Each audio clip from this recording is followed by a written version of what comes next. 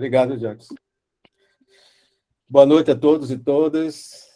Então, mais uma atividade do Journal Club de Medicina Baseada em Evidência, hoje, 14 de junho de 2022. Iniciada a gravação, eu vou fazer o compartilhamento da apresentação.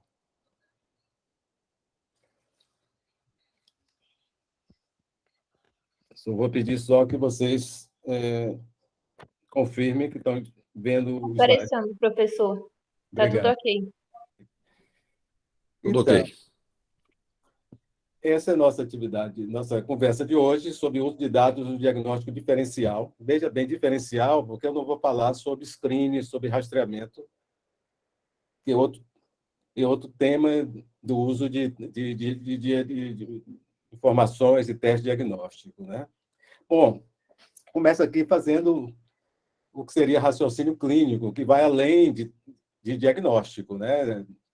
Aqui teria uma definição: raciocínio clínico, uma habilidade, um processo no qual os dados são coletados, interpretados e ações são planejadas visando diagnóstico e tratamento de pacientes. Envolve processos cognitivos, conscientes e inconscientes, interagindo com fatores contextuais, como as características e preferências do paciente, as características do ambiente em que a prática se desenvolve. Raciocínio clínico, a gente vai centrar em diagnóstico, né? Embora a gente saiba que não pode se parar em diagnóstico, porque você tem as ações que têm que ser tomadas, de tratamento, de orientações às pessoas, aos pacientes, às famílias. E vamos colocar já de início, chamando a atenção da importância da história clínica e do exame físico como uma parte não só inicial, mas uma parte importante no raciocínio clínico. Muitos pacientes a gente tem já quase que uma definição, muitas vezes uma definição do que é que ele apresenta, basicamente com dado de história e exame físico, sem necessidade de exames complementares. Vamos destacar que para se conseguir realmente bons resultados em medicina, a gente precisa, antes de mais nada, respeitar as pessoas que nos procuram, a questão da confiança, né, que deve ser depositada nos profissionais de saúde, e essa boa relação entre o médico e o paciente, estendendo às famílias. Importante o respeito aos valores, às considerações, às preferências dos pacientes e seus familiares, lembrando que a definição do que o médico vai fazer não significa necessariamente que vai ser a melhor opção que vai funcionar, porque depende também que as pessoas prefiram essas opções também. Então, as ações, as decisões, elas têm que ser compartilhadas e as preferências das pessoas têm que ser levadas em consideração. O raciocínio clínico, diagnóstico, né, normalmente a gente diz assim, envolve padrões. Os padrões, às vezes, pode ter coisas assim muito claras, como a gente está vendo aqui, herpes zoster, quer dizer, quem está acostumado a ver e olha uma lesão como essa, consegue logo assim, rapidamente, dizer o diagnóstico deve ser esse, né? Os padrões, às vezes, são definidos por coisas assim, não tão claras como a fotografia, mas padrões de você ver tanto paciente que se apresenta para você, que chega na emergência apresentando um quadro de insuficiência cardíaca, às vezes rapidamente você reconhece um padrão, né, de um paciente que já começa a contar para você aqueles dados iniciais de história, os dados iniciais de exame físico, você começa a reconhecer certos padrões, pelo menos aqueles que são mais características. O outro abordagem, essa abordagem colocada aqui como probabilística, né? Hipotético-dedutiva, né? Essa seria, vamos dizer assim, na hora que você começa a ter grande experiência em ver padrões, né? Normalmente, a gente começa pelo probabilístico, hipotético, dedutivo, né?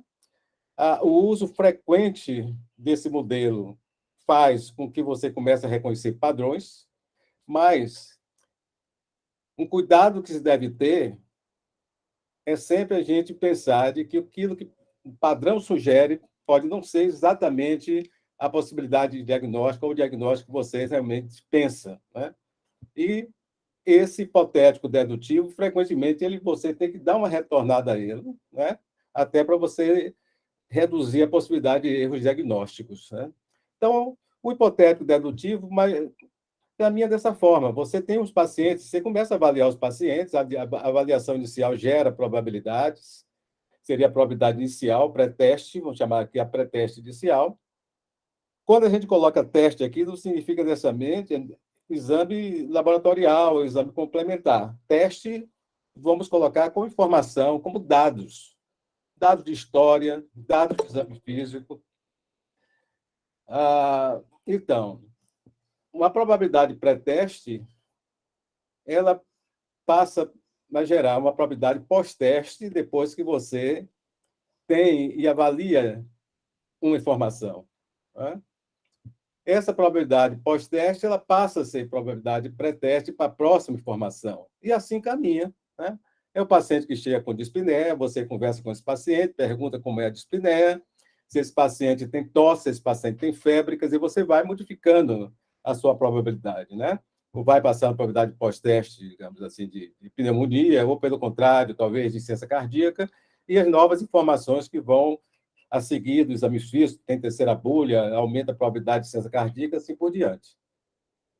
Erros diagnósticos ocorrem com todos nós, iniciantes e experientes, né? Ocorre devido a vieses cognitivos e ocorre, muitas vezes, por inadequação do sistema que nós estamos inseridos, né? Fechamento prematuro é a principal causa de erro diagnóstico, ou seja, o clínico ele pensa num diagnóstico e ele fecha esse diagnóstico, ele não pensa mais nada, não pensa que existem outras possibilidades, né? E se a gente é descuidado e não segue determinados procedimentos, esse se constitui um erro muito frequente, o fechamento prematuro de diagnóstico. No mundo inteiro, essa é a causa principal de erro diagnóstico, inclusive podendo trazer consequências fatais para os pacientes, porque o indivíduo fecha no diagnóstico e não pensa em mais nada. O foco na pesquisa de dados confirmatórios, quer dizer, as próximas questões, na hora que você pensa na sua mente, vem algo que pode ser a possibilidade diagnóstica, você não segue aquele ritual de você perguntar, e se não for, né? E vem mais informações, se não for, tal. Quer dizer, o foco muito e o encaminhamento é dado de perguntas que busca confirmar, né? Outra seria moldurar o quadro clínico baseado em certos achados. Vamos imaginar o seguinte,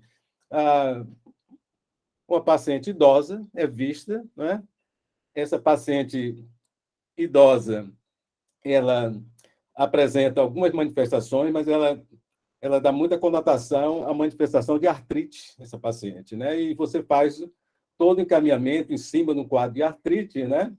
E deixa de perguntar, a paciente valoriza bastante que essa paciente tem também cefaleia, importante, ela tem uma queda de mandíbula, né? E você pode realmente passar sem fazer diagnóstico muito importante, né? De quadros de cefaleia, que pode levar à cegueira, e que, né? Então, essa situação realmente pode ser muito ruim e levar a consequências graves por falta de diagnóstico, ou falta de diagnóstico, às vezes, mais precoce de diagnóstico, quando as medidas de tratamento, o tempo faz diferença quando você inicia logo antes que as consequências ou que as consequências mais graves realmente apareçam para o paciente. Outra é a adequação do sistema. O sistema pode não oferecer ao clínico as condições melhores para a prática diagnóstica, né? Pode ser porque o próprio sistema, por exemplo, o sistema de prontuário pode ser inadequado, né? E as informações podem ficar escondidas dentro desse prontuário. O prontuário não é bem manipulado pelas pessoas. Então, você pode realmente sofrer com isso, né? Falta dentro do sistema, pode faltar comunicação adequada entre as unidades, né? O encaminhamento dos pacientes para o internamento pode não trazer informações que são importantes, e às vezes você recebe um doente que já está sem condições de informar, por exemplo, né? Então, o sistema pode resultar em erros, né, de condutas diagnósticas também, né? O problema clínico é colocado como... E a representação do problema, vamos explicar esses dois aqui, representa o ponto de início da abordagem probabilística do diagnóstico, aquele hipotético dedutivo que nós colocamos, né? E o problema clínico, ele é colocado para reduzir erros, né, e fechamentos prematuros como o nível mais alto de certeza que você tem. Quer dizer, você não afirme que o paciente tem insuficiência cardíaca se você não tem certeza disso aqui, né? Então, você aborde a insuficiência cardíaca como que é um paciente que chega para você com dispneia aos esforços, mas você não pode fechar esse diagnóstico ainda, embora você possa até fazer um manejo terapêutico voltado para essa possibilidade maior, né, para o paciente, mas você não fecha isso logo de início com o paciente. Às vezes pode ser um quadro clínico, por exemplo, pode ser uma doença grave, que você tem que tomar ações, por exemplo. O doente chega com dor precordial, você não pode dizer de início que ele tem infarto do miocárdio, mas você vai fazer tudo como doente com infarto do miocárdio, que é uma doença grave.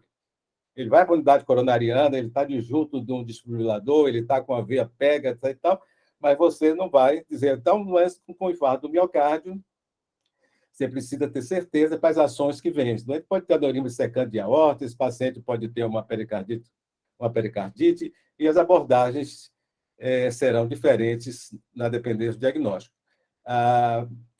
Muito provavelmente ele tem infarto do miocárdio e, na maioria das vezes, se for um quadro clínico muito claro, um paciente idoso, diabético, hipertenso, com dor precordial, irradiando para o braço, você toma todas as condutas e ele tem infarto do miocárdio, mas pode ser outras coisas também. Então, o problema clínico é o nível mais alto de certeza. Até você dizer que é infarto, a gente tem dor precordial, não é? Quando você tem certeza que é infarto, o problema clínico chama infarto do miocárdio. A representação do problema é parte do problema clínico, mas ele junto com os chamados qualificadores semânticos. Os qualificadores semânticos dizem coisa tipo assim, quer dizer, é agudo ou é crônico, não é? É localizado ou é difuso, né? Então, você qualifica esse problema e você representa a representação do problema como assim. Essa é um artigo, né, que está publicado no New England, muito bom, excelente artigo, é muito bom, principalmente para quem ensina medicina, ensina raciocínio clínico, sobre estratégias educacionais para promover diagnóstico, raciocínio clínico diagnóstico. Então, aqui está colocado, quer dizer, a representação do problema é você colocar a capacidade, quer dizer, que inclusive ensinar o próprio estudante, residente, no quadro clínico, às vezes complexo, mas ser capaz de colocar em uma sentença, né, o que é que realmente tem de fundamental dentro desse caso, né, para entender esse caso com os problemas e os seus qualificadores, né? Essa figura aqui desse artigo da Bowen, né, mostra esse encaminhamento de coleta de dados, aquisição de dados, a representação do problema, rejeição de hipóteses, e outra coisa importante, chama Illness Script, né? Na verdade, assim, eu traduzo, às vezes, o Illness Script como se fosse o quadro clínico, e você tem o quadro clínico da doença, né? Que é aquele quadro clínico que a sua experiência lhe dá, mas o livro mostra ao estudante, somente ao estudante, né? Então, é o seguinte, quer dizer, esse problema clínico e a representação do problema, a gente colocou isso aqui. Bom, quando a gente fala de uso de informação diagnóstica, e a gente está falando daquele modelo de pensamento do raciocínio clínico hipotético dedutivo, né, que envolve pensar probabilisticamente, né? Então, a gente tem que conversar sobre probabilidade de diagnóstico, né? Imagine aqui, vamos pegar aqui, está do próprio artigo da Bowen, uma representação de problema, né? Como a gente disse, é tipo uma sentença, né?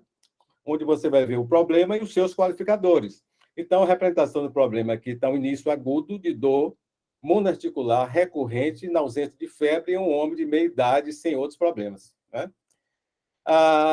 Essa representação do problema leva a se pensar em algumas possibilidades diagnósticos, né? Aqui, no caso, né?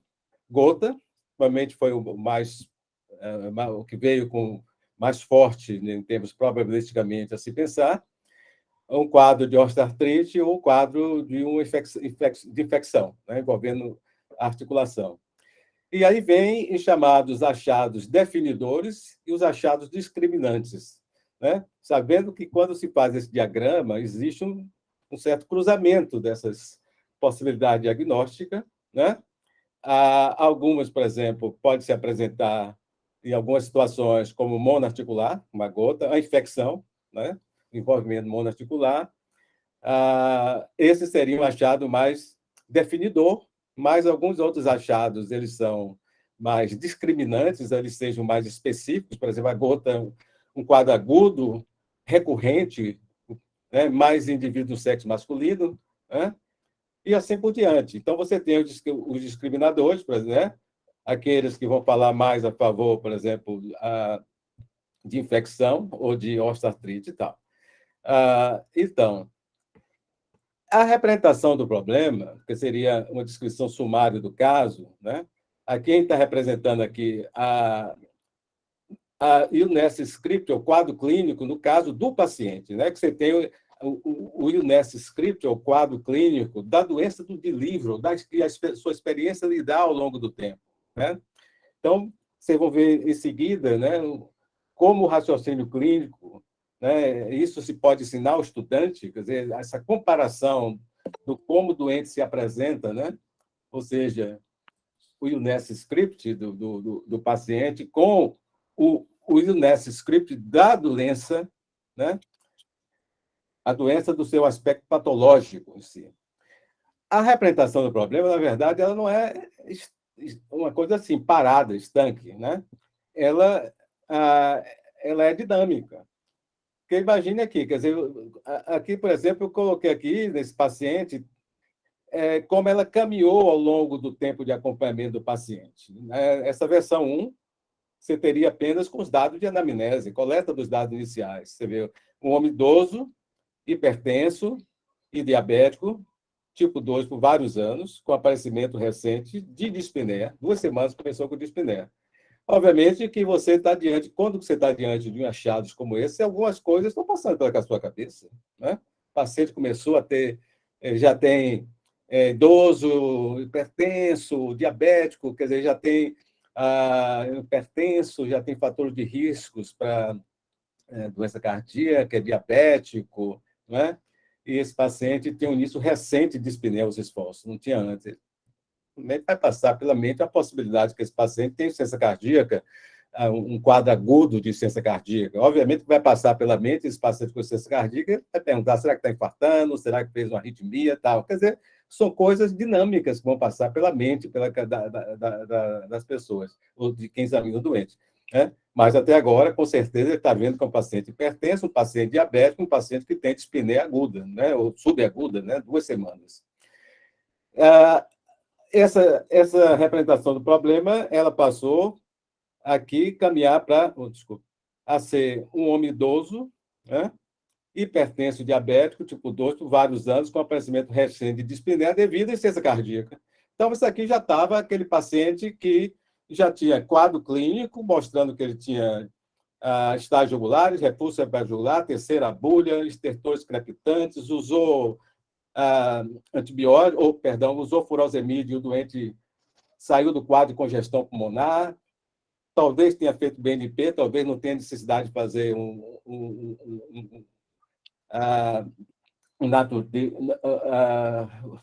o Brain Natriuretic Peptide, talvez não tenha preciso, porque o quadro clínico foi suficiente e a resposta ao tratamento foi suficiente até para poder dizer insuficiência cardíaca. Lembre que quando eu coloquei que o problema não pode ser alguma coisa dentro de uma suspeita, tem que ser alguma coisa concreta, né?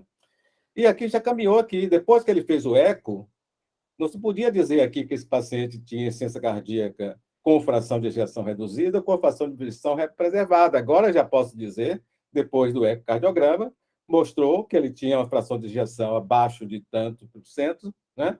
E que pode-se dizer que é um paciente hipertenso, idoso, diabético e com insuficiência cardíaca com fração de ejeção reduzida. Então, essa seria o que a gente chama de representação do problema.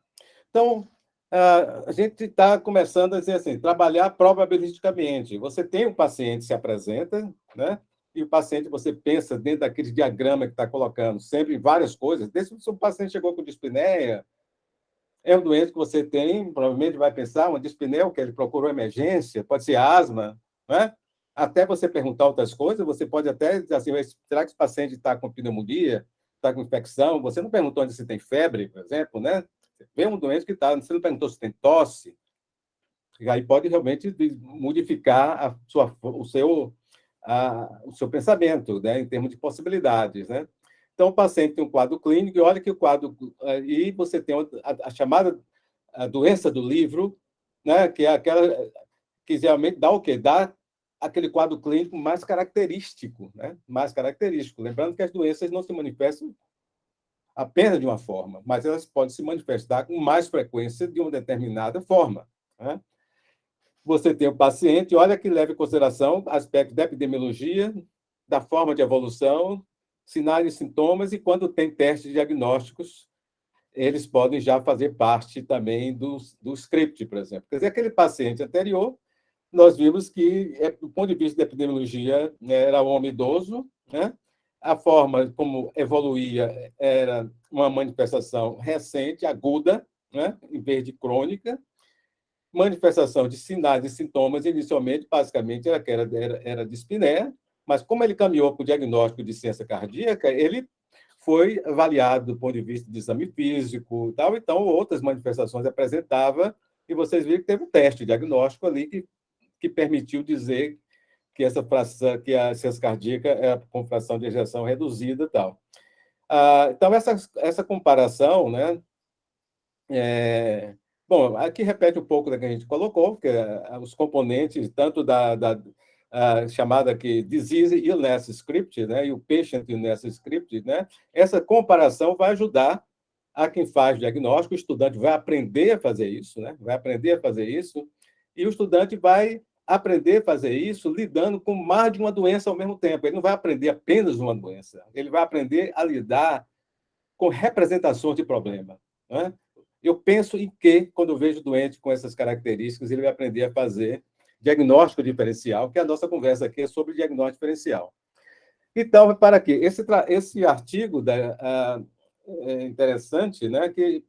E é interessante colocar isso para o estudante, porque uma dificuldade do indivíduo que inicia, ele pergunta, puxa, como é que eu penso probabilisticamente? Né? Realmente é uma pergunta que tem toda razão para quem está iniciando no raciocínio clínico, né? Porque o clínico mais experiente, ele diz, esse paciente que eu estou internando, que chegou para mim agora, eu penso com uma probabilidade muito alta que esse paciente tenha, por exemplo, ele pega o pulso do paciente, ele diz, olha, esse paciente provavelmente tem fibrilação atrial, né? Eu não fiz o eletrocardiograma do doente, mas provavelmente tem fibrilação atrial, porque ele pegou as características do pulso do doente, etc. E tal. Então, se ele está vendo esse paciente, né? E esse paciente chega com quadro de AVC, ele já vai pensando, pô, esse paciente pode ter embolizado por cérebro, quer dizer, né, que ele já, se você perguntar qual é a probabilidade de realmente esse doente estar fazendo AVC embólico, e se ele pega que tem fibrilação atrial, ele vai dar isso com probabilidade alta. É um indivíduo experiente que, juntando, inclusive, achados clínicos, ele pensa probabilisticamente. Então, repara só, isso aqui, os mais experientes se identificam que ele faz dessa forma. Ele dá probabilidade muito alta quando os achados são todos compatíveis com aquela determinada condição, não tem achados que rejeitem, né? Não tem achados que rejeitem, tem achado específico que ele distingue dos mais, ou seja, um achado patognomônico. Se houver aqui um paciente que chega para mim com dispneia, aquele ali, chegou com dispneia aguda, ele não tem febre, então não tem um achado assim que se diga assim, olha, me joga mais para o lado de pneumonia, né? e ele tem uma terceira bulha, por exemplo, né? Ele vai colocar muito alto e tal, né? Então, vamos passar aqui por muito baixo, e existem achados que rejeitam, né? A presença de achados que não é esperado esse achado estar presente nessa condição. Então, é um achado que tende, que tende a rejeitar, né? Que tende a rejeitar, né? Mas lá que tenha, o paciente se refere a ter um calor, ter um, né? Estou perdendo peso, tal. Sei lá, pode ser, os pacientes pode ter hipertiroidismo, mas você encontra uma frequência cardíaca de 50 batimentos por minuto nessa paciente, está esperado isso aqui, não é? Isso pode reduzir essa possibilidade, né? Né? Então, a probabilidade intermediária, né? Os achados são compatíveis, mas alguns não são muito frequentes, não são específicos, não tem achado que rejeita, então o indivíduo vai se colocar onde é que ele começa ainda, tal, porque ele pode estar no início da coleta de dados, né? Ou já ter todos os dados da coleta de dados que eu falo da história, né? Depois ainda não fez exame físico, mas ele já vai começar a pensar probabilisticamente e ele já está no nível em torno da toda a coleta, né? E se ele vai pedir exames laboratoriais ou exames complementares, tal, ele já tem ali, naquele ponto ali, uma probabilidade que é uma probabilidade pré-teste para os outros que vêm, né? Lembra que a probabilidade pré-teste, quando a gente fala, não significa que é a probabilidade quando você vai pedir um exame. Todo o exame, todo o quadro, o encaminhamento do diagnóstico, como eu falei já no início ali, você parte de probabilidade pré, que se transforma depois em probabilidade pós, depois que você tem uma informação, né? Ou de história do exame físico, até você chegar mais avançado, você já tem uma probabilidade pré que vai ser pós, próximo depois para a próxima informação. Então, agora, importante, né, até para ensinar o estudante, que quando a gente pensa em critérios para definir a lista de possível diagnóstico, a gente pensa probabilisticamente, mas a gente pensa também prognosticamente, né? Você tem que colocar, pode ser que seja provável. Se você olhar em termos do que é mais provável, essa segunda não seria mais provável, mas essa segunda é que tem o pior prognóstico, né? Se eu não for atrás dessa possibilidade diagnóstica, se eu não tratar o doente precocemente, ele realmente pode ter um evento fatal, né? Ou ele pode ter uma sequela, né? Por demora do início de uma terapêutica, por exemplo, né? Então, o pensamento prognóstico é importante. Conhecer a história natural da doença e o que pode acontecer sem tratamento é importante. E o outro é pragmático. O pragmático, como colocar as situações do pragmático, né? Você pode ter uma possibilidade que não seja mais provável, mas ela pode um tratamento que não tem efeito adverso e o doente pode responder imediatamente ao tratamento. Às vezes a gente faz isso e é pragmático. O outro pragmático seria aquela situação seguinte: o paciente é um paciente que chega grave, você está vendo que o doente está perdendo peso, febril, uma febre baixa, mas tem febre, perdeu muito peso, aumentou o abdômen, tem tosse, e tal. Quer dizer, paciente idoso, o paciente pode ter câncer, né? E se tiver câncer, pode ser um câncer com metástase para vários lugares, porque você vê que tem ascite, né, tem derrame pleural, etc. E tal, e alguém diz, olha, esse paciente aqui, se for câncer, eu estou vendo realmente está muito avançado, possivelmente a possibilidade desse doente responder a tratamento vai ser. Ele não tem condição clínica, por exemplo, se for se esse paciente realmente tiver com câncer, é possível até que ele nem aguente quimioterapia assim de primeira, a não ser que melhore o estado geral dele e tal. E você pensa, pode ser tuberculose. Quer dizer, pode ser tuberculose, porque você pensou pragmaticamente. Porque tuberculose pode responder à terapêutica, né? Pode responder ao tratamento. Enquanto o paciente é investigado, né? Você pode começar a ter resposta ao tratamento. Então, seria pensar pragmaticamente. Quer dizer, entre tudo que a gente está pensando, tem alguma coisa que realmente pode salvar o paciente se ele tiver uma doença que seja curável, tipo uma doença infecciosa, por exemplo. Né? Outro ponto aqui é o papel que a gente falou do sistema, né? E isso faria parte do sistema, o importante papel do prontuário do paciente no raciocínio clínico diagnóstico e do tratamento. Né? Um bom prontuário salva, né? Um bom registro de informação salva, né? E um bom registro de informação educa, né? Educa e ensina raciocínio clínico. Então, para só, vou pegar aqui o Lawrence Weed, né? Faleceu há pouco tempo, e a medicina é extremamente grata a Lawrence Weed por ter lançado esse modelo de prontuário, né? Aqui nós tivemos aqui, eu era estudante quando eu fui colocado isso, né? Se não me engano, a professora Fabiola, né? A professora Eliane deve saber, né? Essas pessoas, e provavelmente conhece essa história da implantação, quando se trouxe esse modelo de prontuário. O ID foi, na década de 70, ele publicou isso no New England. O professor Carlos Marcílio foi uma das pessoas aqui que divulgou, fez até um manual, antes de ter o meu manual, que eu escrevo hoje para os estudantes. Carlos Marcílio fez isso, plantou na unidade de terapia intensiva. Esse é o modelo mais usado no mundo, né? Eu acho que ele é muito bom, não só para reduzir erros diagnósticos, né? Fechamento precoces, porque ele é baseado em problemas, ele é baseado em certezas, né? Você diz que o paciente tem um câncer com tipo histológico e tudo, você tem certeza disso, né? Você diz que o paciente tem ciência cardíaca com fração de ejeção reduzida, com um problema, quando você tem certeza disso. Então, esse modelo de prontuário é importante por isso, porque você, quando tem esse paciente, nós que colocamos na representação do problema, que ele tem hipertensão arterial como problema, que ele tem diabetes como problema, que ele tem ciência cardíaca como problema, você tem certeza disso, né? Mas, ao lado disso, você tem suspeitas diagnósticas, né, para esse paciente. É um paciente, tudo indica que é pressão arterial primária, mas esse paciente piorou de hipertensão. Será que esse paciente não fez realmente um componente renovascular? Então, está colocado aqui no seu pensamento diagnóstico.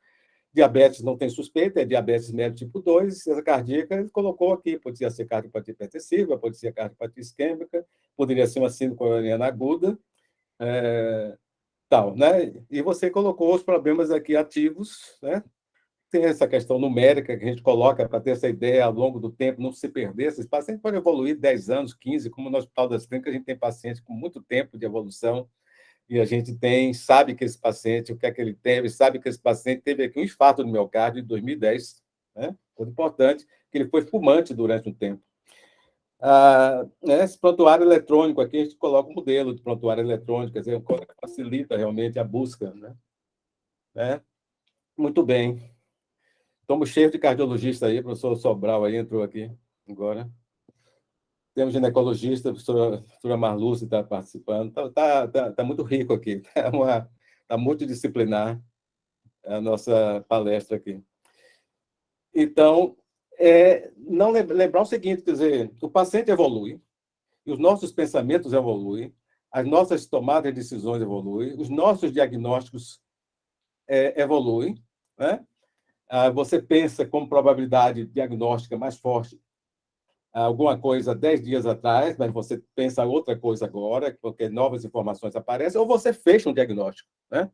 Então, tem esse modelo de acompanhamento, né? Isso é importante para o raciocínio clínico, isso é importante para tomar decisões, que você tinha insuficiência cardíaca, que você agora pode dizer que insuficiência cardíaca com fração de ejeção reduzida, você não diria isso agora, você pode dizer agora, quando você tem aqui os dados subjetivos, você tem no objetivo, diz que aqui que tem uma fração de ejeção de ventrículo esquerdo de 34%, por isso que você pode dizer que a fração de ejeção é reduzida, não é?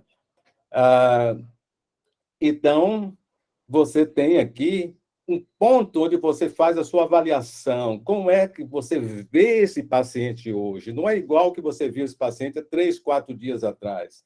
Então, você escreve isso aqui, né? Isso aqui é extremamente educacional, eu acho, para o estudante, para o residente, não só do ponto de vista de tomada de decisões, né? Facilitar que as equipes que lidam com esse paciente estejam falando, né, uma mesma linguagem voltada para tomar as melhores decisões para o paciente e tal, mas faz com que você pense. Isso é parte do raciocínio clínico. Então, ele está dizendo, confirmado ciência cardíaca do tipo fração de ejeção reduzida, a creatinina de 1,2 em julho aumentou para 2, mas não é possível concluir se é lesão renal aguda ou se é... Então, ele está colocando, ou se é um paciente já com doença renal crônica.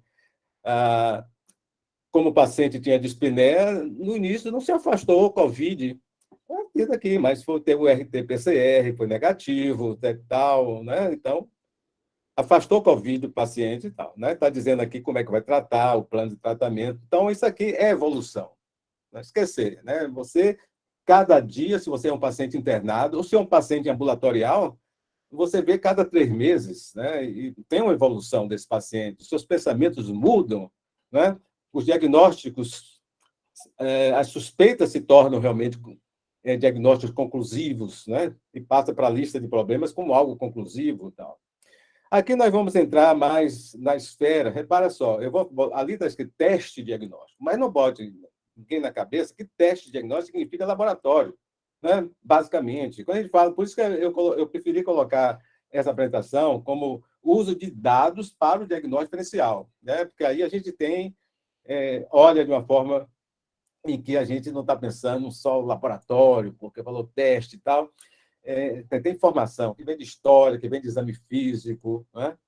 Então, da pesquisa, o termo teste diagnóstico refere a sintomas, sinais de exame físico, dados laboratoriais, dados de imagem, né? Agora, nós estamos falando de diagnóstico diferencial. Nós não estamos falando, é uma outra conversa, nós falarmos de rastreamento, screening, que é voltado para a detecção precoce de doença. É uma outra conversa. Então, hoje a gente vai se deter em diagnóstico diferencial.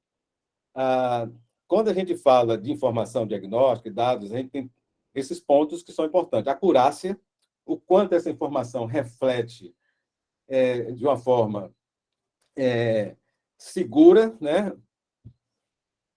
Quando a gente compara isso com o teste padrão ouro, né? O teste padrão ouro, a gente vai conversar, né, que seria alguma coisa, teoricamente, que distingue com clareza quem tem e quem não tem a condição, né? Depois, essa informação, qual é a capacidade de predizer, ou seja, aumentar ou reduzir a probabilidade de um diagnóstico ou de uma suspeita diagnóstica. E depois a incerteza que nós estamos lidando com a amostra, né? A amostra sofre variações amostrais. E essa certeza, o limite de certeza da estimativa é representado habitualmente pelo intervalo de confiança e, frequentemente, de 95%. Depois, a reprodutibilidade desse teste.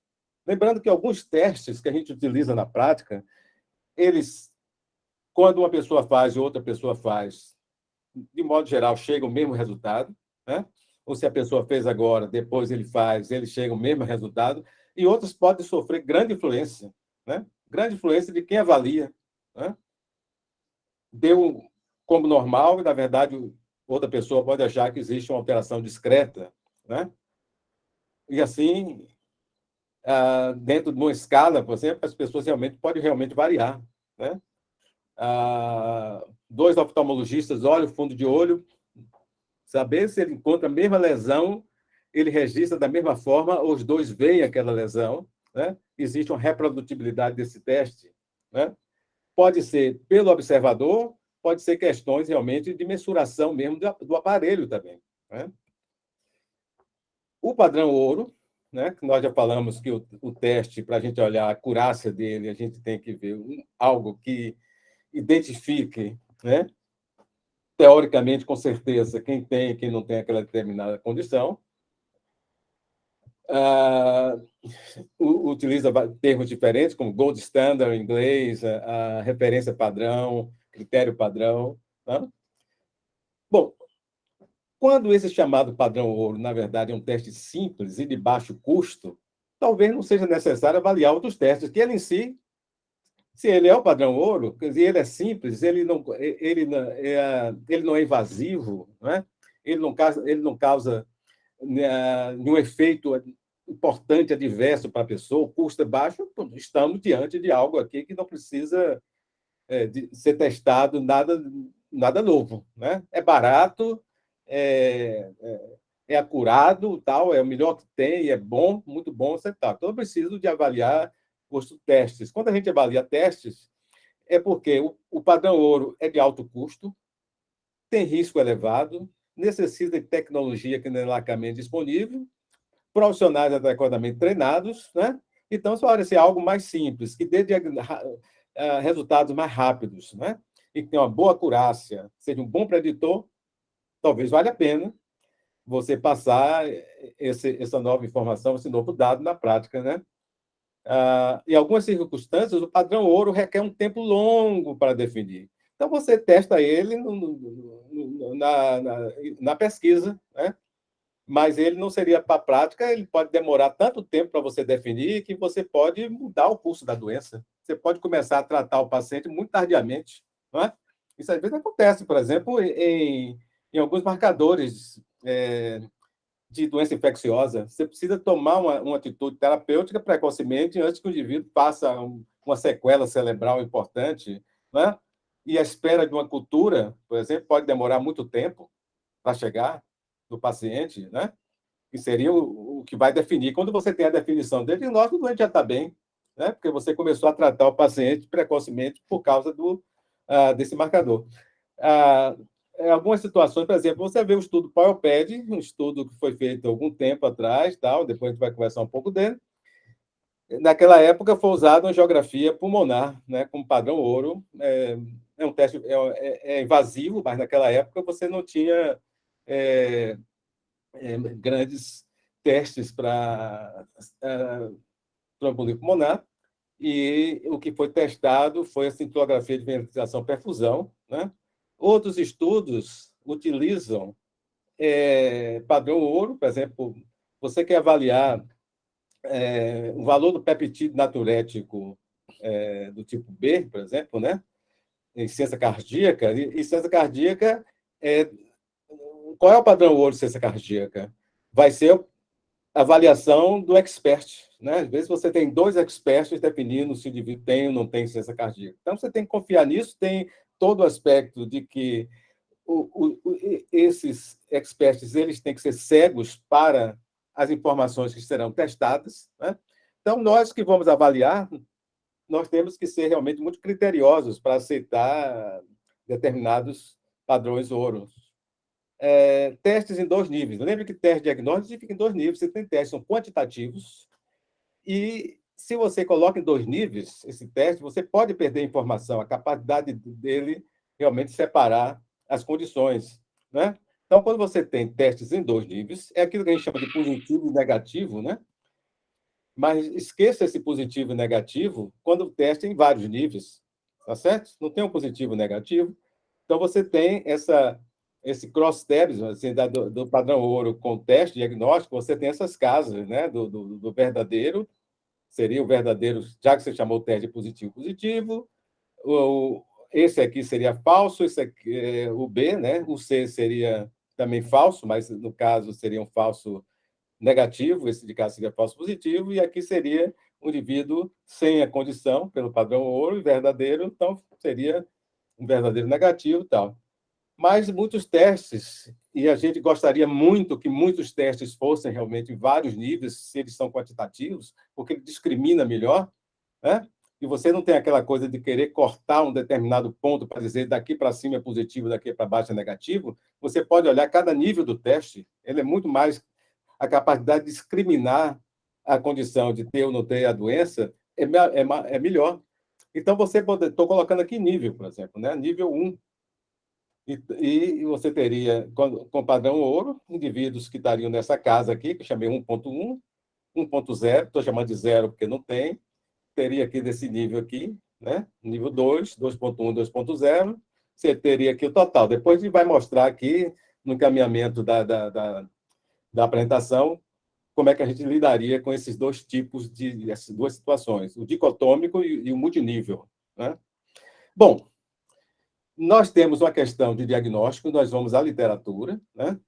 Nós vamos ler artigos e nós devemos avaliar criticamente os trabalhos de pesquisa, e quando tem um trabalho voltado para diagnóstico, a gente tem um olhar diferente de um estudo voltado para tratamento, de um estudo voltado para prognóstico, para medida de prognóstico, o marcador prognóstico, medidas voltadas para fator de risco, medidas voltadas para causalidade, tal, né? Quer dizer, né? Ou exposições voltadas para causalidade, né? Ou intervenções voltadas para tratamento. Quer dizer, os nossos olhares são diferentes. No entanto, nós temos 3 aspectos na nossa avaliação crítica dos trabalhos, né? Básico, um trabalho clínico epidemiológico, a gente olha o que são os riscos de vieses, ou seja, os aspectos mais de métodos, os aspectos metodológicos, a validade interna, né? Os resultados. O que é que esses resultados nos diz? Né? Essas medidas, o que é que elas realmente representam para a gente? E a validade externa. Né? Na clínica, a gente lida com os pacientes individuais, né? Com pessoas. Né? Na saúde pública, nós lidamos com populações, né? Com comunidades. Não significa que o clínico também não lide com populações, com pequenas populações. Ele lida com, no seio da família, por exemplo. Ele faz saúde da família. Né? O clínico faz saúde da família. Então, ele tem também esse olhar, né? Voltado para pequenas populações. E da clínica surgem, muitas vezes, recomendações para a população também. Quer dizer, o clínico não é divorciado, né? O seu olhar individual de um paciente, ele tem um paciente, ele tem outro, ele tem outro, ele tem outro, ele tem outro, ele pode ter uma visão mais da comunitária, que ele pode ter um papel muito importante dentro dos aconselhamentos, das chamadas de atenção. E tal. Então, ele não está divorciado da saúde pública. Existe uma interação desses dois aspectos da saúde e das políticas de saúde, o individual e o coletivo. Então, a validade externa é aplicabilidade. Eles são aplicáveis para a minha prática ou para outras populações. Nós vamos detalhar alguns aqui, né? Mas nós vamos citar aqui vários aqui, dando uma passada, tipo um checklist, que, na verdade, eu tenho esse checklist mais extenso do que aqui eu estou mostrando para vocês. Uma que eu vou voltar em outro slide para falar sobre a questão do espectro, né? Seria o viés do espectro. Se essa amostra de paciente ela reflete a parte do diagnóstico diferencial que você realmente está interessado. Né? Você imagina o seguinte: se você está querendo ver se um determinado exame de imagem ele ajuda você a fazer o diagnóstico diferencial de apendicite aguda e outras condições, ou de abdômen agudo cirúrgico e abdômen agudo não clínico, por exemplo, você precisa ter um espectro de paciente realmente que reflita esse diagnóstico diferencial. Né? Se você comparar paciente com apendicite, por exemplo, olhar um exame de imagem contra indivíduos normais, isso não faz parte do diagnóstico diferencial. Um indivíduo normal não vai procurar uma emergência. Né?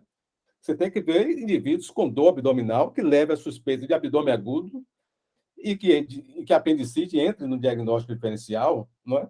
Ou que abdômen agudo cirúrgico versus clínico entre no diagnóstico diferencial. Né? Então, essa questão do espectro é importante. Né? O padrão ouro é adequado, confiável, foi o melhor critério para definir quem tem a doença. Os pacientes, inicialmente, sem o diagnóstico de certeza, foram seguidos. Às vezes, por exemplo, você, para definir determinadas condições, você não define agora. Você define, principalmente quando os critérios são clínicos. Você precisa de tempo para realmente definir. Então, houve um tempo suficiente de acompanhamento desses pacientes para definir quem tem ou não tem a doença. A questão da independência, né? Quem está avaliando, por exemplo, o que dá o diagnóstico de certeza, se ele conhece alguma informação que vai ser avaliada como teste, ele está se contaminando, porque ele está sendo sugestionado que esse paciente, se ele tem essa alteração, ele pode ter essa condição. O viés do espectro, só para detalhar um pouquinho mais ele aqui, por exemplo, imaginar que o paciente com a doença confirmada pelo padrão ouro tinha doença muito avançada, enquanto que os com a doença que foi afastado pelo padrão ouro eram claramente indivíduos livres da doença, voluntários saudáveis. Né? E, na verdade, o que é que está querendo avaliar, por exemplo, aqui? Avaliar o BNP, que eu já tinha me referido antes, o Brain Natriuretic Peptide, né, no diagnóstico diferencial, entre ciência cardíaca e outras causas de dispneia. Você pegar aqui, imagina aqui, quer dizer, esse seria um viés do espectro, por exemplo. Né? Não é essa população de pacientes que você se preocupa com o diagnóstico diferencial. Se você tem aqui ciência cardíaca, que não tinha ciência cardíaca para pacientes jovens, né? Asmáticos, sem fator de risco para ciência cardíaca. E no lado de cá, eram pacientes idosos com insuficiência cardíaca grave. Obviamente, o cruzamento vai ser pequeno. Né? Apenas nessa faixa aqui, digamos aqui de 85 para 110, é que você tem algum cruzamento. Quer dizer, esses pacientes são facilmente identificados na prática, você não tem a dificuldade de separar esses grupos de doentes para você realmente precisar fazer qualquer avaliação com teste diagnóstico no paciente desse. Então, um estudo como esse tem realmente um problema desse espectro de doentes. Outra situação, o viés de verificação, né? Chamado verification ou workup bias. Esse viés ocorrerá no resultado da acurácia do teste diagnóstico se o resultado do teste influenciar a confirmação pelo padrão ouro. Então, tem duas situações, o chamado viés de verificação parcial, o viés de verificação diferencial. Então, é problemático todos dois. Quando você tem um viés de verificação parcial, né, apenas um grupo de pacientes submetidos ao teste tem o diagnóstico confirmado pelo padrão ouro. Tá, é um exemplo aqui. Pacientes com suspeita de doença arterial coronariana podem ser mais frequentemente submetidos ao padrão ouro, que seria, no caso, a angiografia coronariana, se o teste de esforço for positivo. Né? Aí a gente vê várias coisas na literatura falando sobre os cuidados que deve ter e como poderia se fazer, por exemplo, análise desses dados para reduzir esse viés de verificação parcial. Tal. Esse até é um trabalho até recente aqui, né? Ainda está... foi recebido em 2001, aceito agora em 2002. Ele coloca lá uma forma disso aqui. Eu vi que tem vários trabalhos, várias recomendações e possibilidades, mas é um problema para você realmente lidar com isso aqui. Então, ele estava até sugerindo aqui só parte mesmo do trabalho, né? Para evitar, não evitar muito forte aqui, não seria evitar, eu acho que para reduzir, né? O viés de verificação e aplicar um estándar de referência para todos os indivíduos que são positivos para o teste indicador, o índice, né? E uma amostra randômica daqueles que são negativos para o teste e estimar a sensibilidade e especificidade, requerendo ajuste para a forma de... Quer dizer, o quanto essa amostra de indivíduos negativos, o quanto ele representou essa fração. Quer dizer, fazer um ajuste para a fração amostral. Né? Essa é uma recomendação, para reduzir as consequências, né, do resultado. O viés de verificação diferencial algo que ocorreu no PIOPED, até coloquei aqui. Esse viés, na verdade, ele é grave, mas às vezes você pode até recompensar. Eu acho que o PIOPED fez uma boa compensação desse viés. Né? O PIOPED está aqui, Prospective Investigation of Pulmonary Embolism Diagnosis. Né? Ele foi feito para testar, né, o valor da cintilografia de ventilação perfusão. A gente está vendo como funciona aqui, né? Quer dizer, se você tem um marcador para perfundir a parte vascular e o marcador para a parte inspirada, né?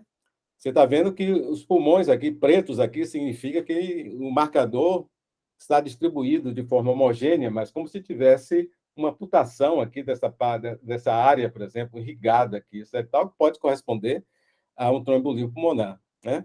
Então, são diferentes critérios, vai acontecer com diferentes critérios, são usados para o padrão de referência, que seria o padrão ouro. Em algumas situações, pode ser por segurança, né? Mantendo o rigor da ética, por exemplo. Né? Por exemplo, o estudo PIOPED realmente usou esses aspectos da segurança e o rigor da ética.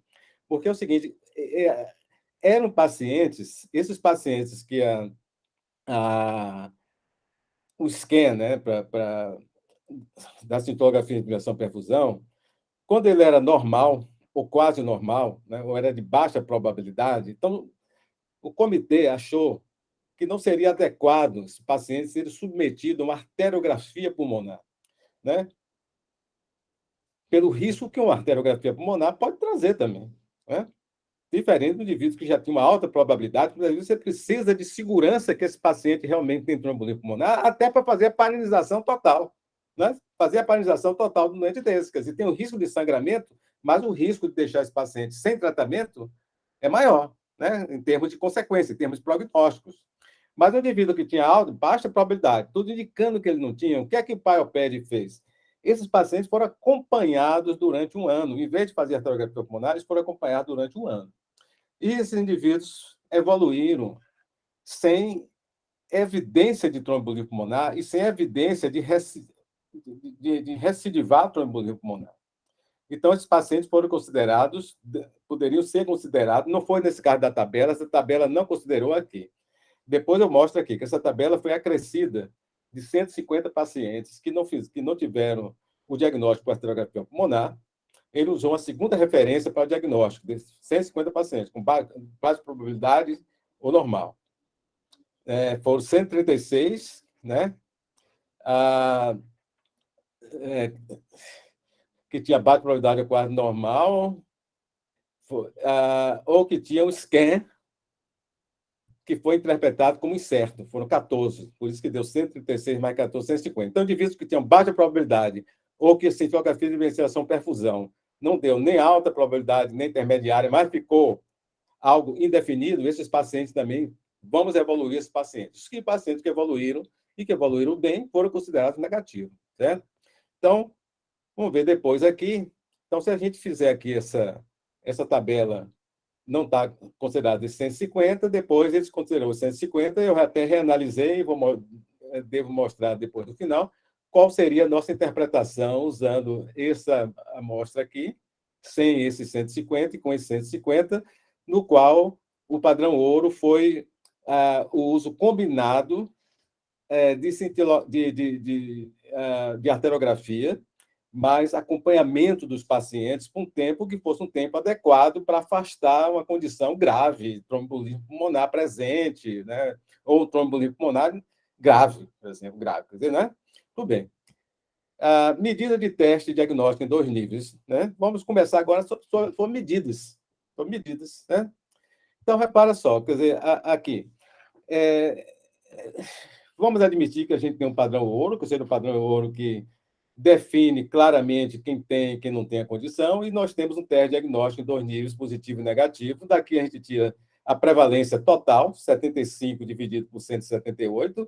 Esse estudo tem uma prevalência de 42%. Lembre vocês, isso é clareza. Pode ser um problema, porque o estudo tem uma prevalência no estudo de 42%. Porque a relação doentes e não doentes nesse estudo foi 75 para 103. Se por uma questão de desenho do próprio estudo, ou uma amostra que vem de uma população de alta prevalência da doença, você poderia ter 75 aqui e 70 aqui. Você não ia ter 42% de prevalência. Então, esse é um ponto importante. Vocês vão ver por que esse é um ponto importante, porque isso vai interferir com determinadas medidas.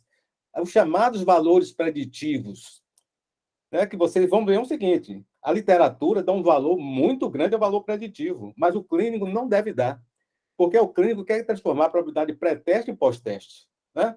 O valor preditivo vem de populações que têm prevalência de doença diferente das probabilidades pré-teste que você dá para os seus pacientes. Esse é um ponto importante. Né? Então, a prevalência total, a gente tem que raciocinar com prevalência e com chances. Chances no plural, não é chance, porque chance se confunde com proporção, com probabilidade, não é. E o inglês é odds. Lembre que odds é um termo em inglês. Odds quer dizer o quê? E chances, que a gente traduz como odds, é uma proporção sobre uma outra proporção, que é o seu complemento. Se você tem 0,4214, ou que seja 42%, né? Você tem um complemento disso, que é 1 menos 0,42. Né? Se fosse em percentual, aqui seria 42%, o complemento seria 100 menos 42%. Né? Então, vamos trabalhar, quando falar em transformar probabilidades, a gente vai ter que falar sobre não apenas em relação à prevalência, mas vamos ter que falar em relação às chances também. Então, vamos tornar já familiar com esses 2 termos. Então, outra forma, você poderia tirar essas chances também dividindo quem tem com quem não tem a condição. Seria 75 por 103, que você dá a mesmo 0,728. Ok? Tudo bem. Aí vem a sensibilidade, que é o percentual de indivíduos positivos para a condição entre os indivíduos com a doença pelo padrão ouro, em torno de 93%, e a especificidade, que a gente vai para o outro lado, às vezes que a gente está indo na vertical, um lado não tem nada a ver com o outro, isso é interessante, um lado não tem a ver com o outro quando a gente está na vertical, então a especificidade ela é 95, que é o verdadeiro negativo, sobre o total de negativos, que dá 92%. Então, a gente tem 93% de sensibilidade, 92% de especificidade, e a gente vai para uma outra medida. Essa é uma medida que a gente vai ter que aprender a usar, quem não aprendeu ainda ela, se lida com o diagnóstico, se lida com probabilidade diagnóstica, likelihood ratio. A gente traduz ela como razão de verossimilhança. Você vê nos livros, os epidemiologistas usam. Eu não procuro traduzir esse termo, porque é o que porque o estudante que eu estou ensinando, ele vai ler inglês. Ele vai ler inglês, ele vai se acostumar com esse termo likelihood ratio. E é tão fácil a gente conversar de LR. A gente pergunta na enfermaria qual é a LR desse teste quando ele é positivo e da LR quando esse teste é negativo. E quando o teste é em vários níveis, a gente pergunta a LR para cada nível do teste.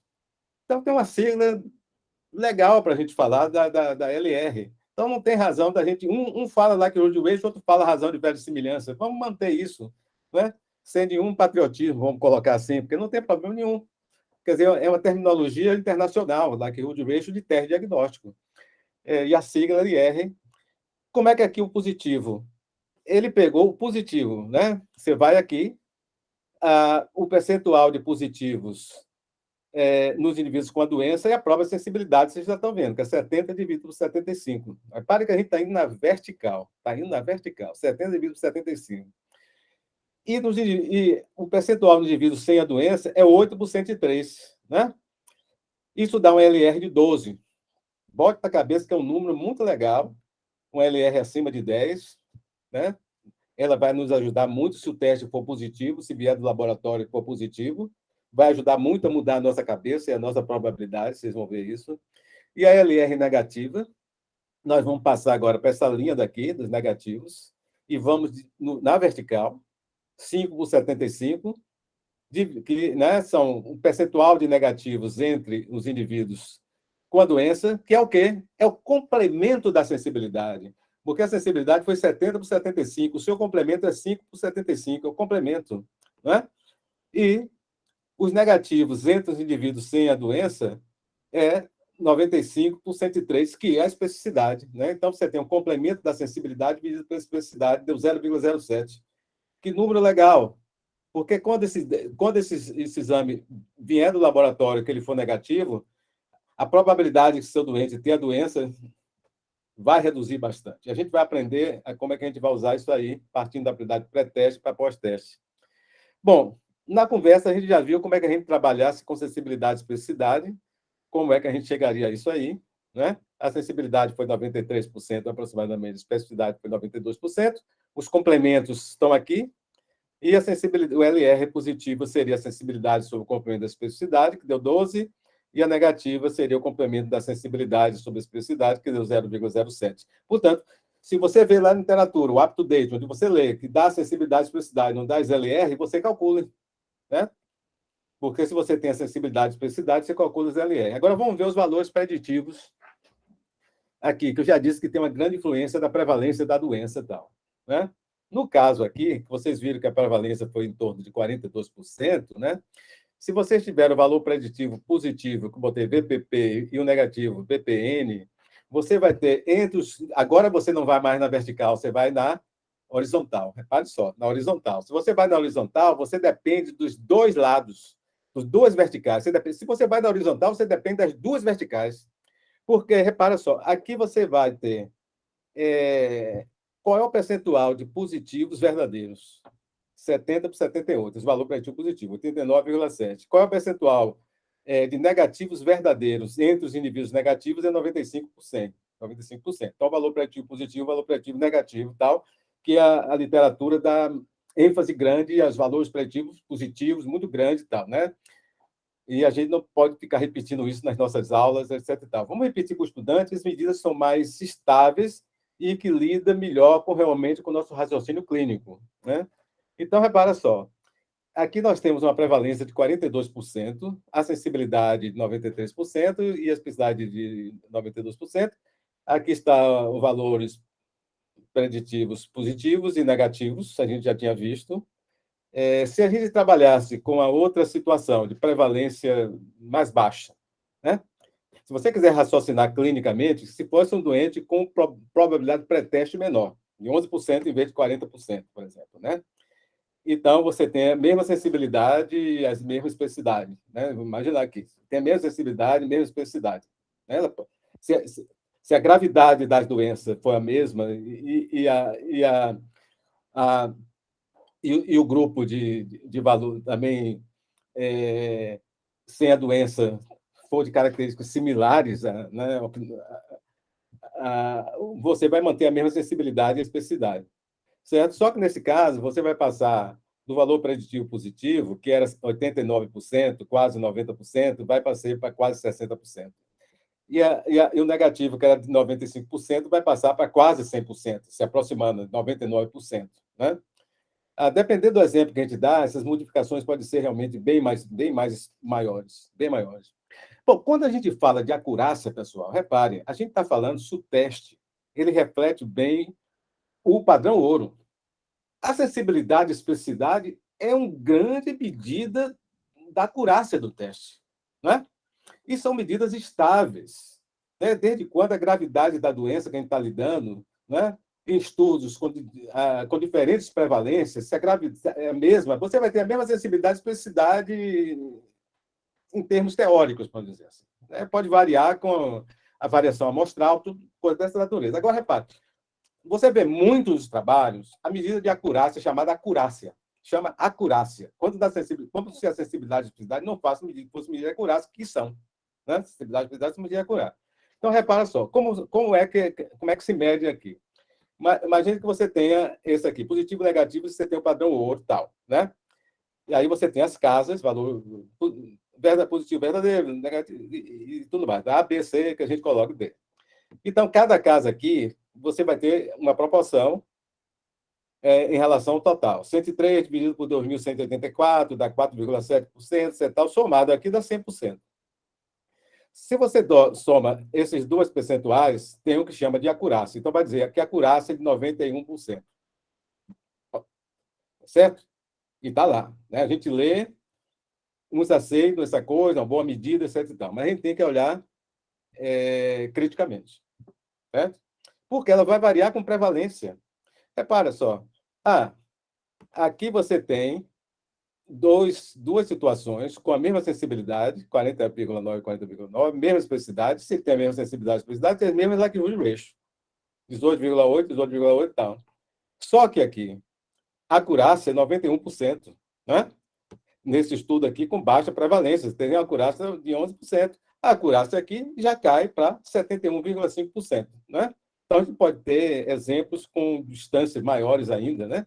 Com distâncias maiores ainda. Então, é uma medida que é bastante variável Você tem a acessibilidade, você tem a especificidade, você tem as LR, né?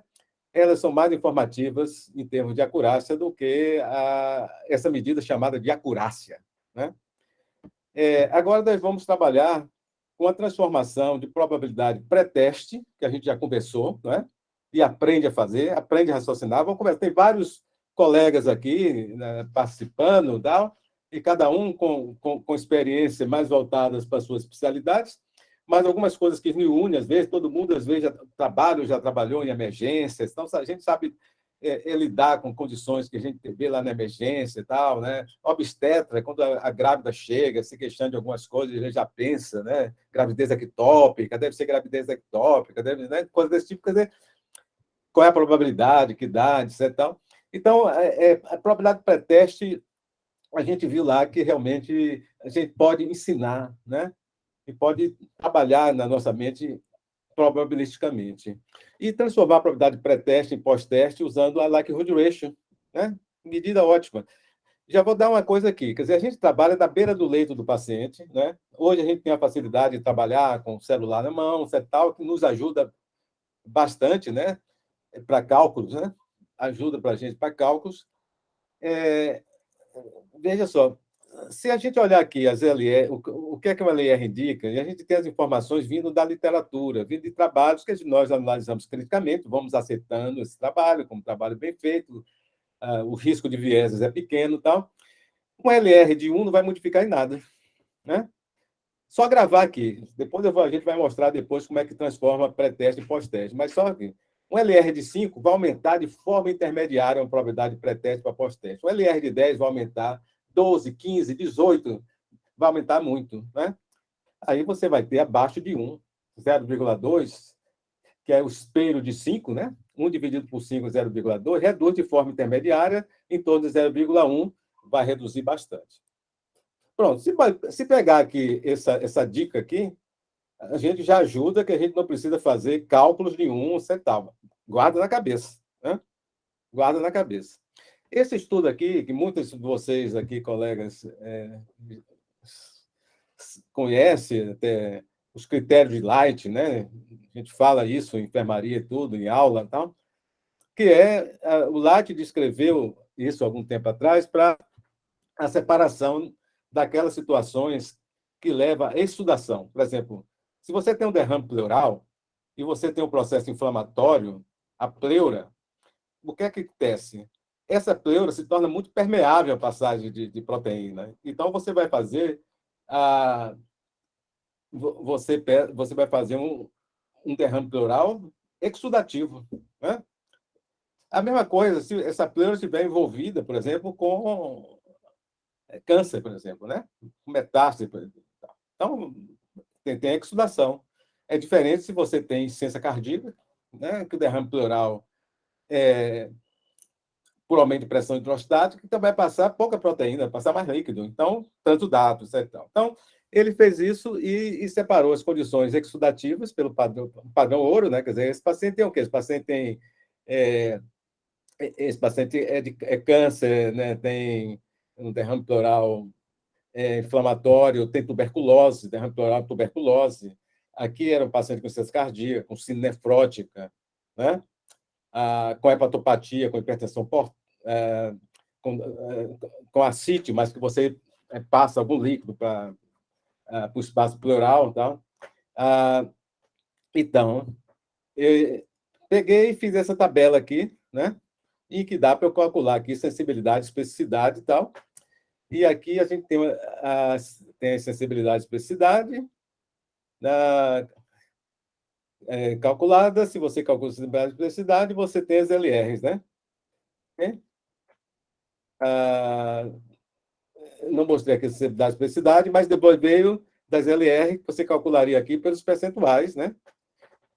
Está aqui já colocado que eu fiz isso com software de estatística, mas se você pegar esses números aqui, você calcula a sensibilidade, 93 pelo total aqui de indivíduos desse grupo aqui, e a especificidade 46 pelo total. Então, você tem a sensibilidade dividida pelo seu complemento, LR positiva, o complemento da sensibilidade pela especificidade, LR negativa, então 42,4, muito alta, e esse aqui 0,1. Você está vendo ali que eu disse ali, de 0,1 para baixo ainda vai ajudar muito, mas se tiver 0,2 não é mal, mas 0,1 já dá uma ideia para você de que se esse teste for negativo, ou seja, o que era o teste negativo? Ele fez aqui a relação proteína do soro, plasma soro, tá certo? Desculpe, proteína no líquido pleural sobre a proteína no soro. Se desse acima de 0,5, considerou positivo, se desse menor ou igual a 0,5, como negativo. Então, o teste em 2 níveis aqui e tal. Então, se a gente usar isso aqui, o que é que vai. Onde a gente chega? Então, vamos fazer isso matematicamente, né? Eu já disse que a gente já tem uma ideia, uma LR muito alta, como está ali, vai mudar muito a sua probabilidade pré-teste para pós-teste, mas a gente vai fazer isso aqui, matematicamente, calculando como se fosse numa calculadora, usando o nomograma e usando o celular, certo? Usando o aplicativo de celular. Então, a gente tem aqui, inicialmente, transforma a probabilidade pré-teste em chances. A odds, chama a odds pré, transforma as chances pré e pós, multiplicando as chances pela LR, Likelihood Ratio. depois transforme as chances em probabilidade, quer dizer, uma coisa reversa. Tal. E aqui a gente está dizendo que a probabilidade é igual a odds sobre 1 mais odds, ou chances 1 mais chance. Então, tranquilo, né? E é tranquilo mesmo, não tem problema, porque você tem aqui, se você tem uma probabilidade de 30%, deixa eu ver, terminei colocando de outro exemplo, mas não tem problema não. 30%. Tá, que eu trouxe aqui de outros.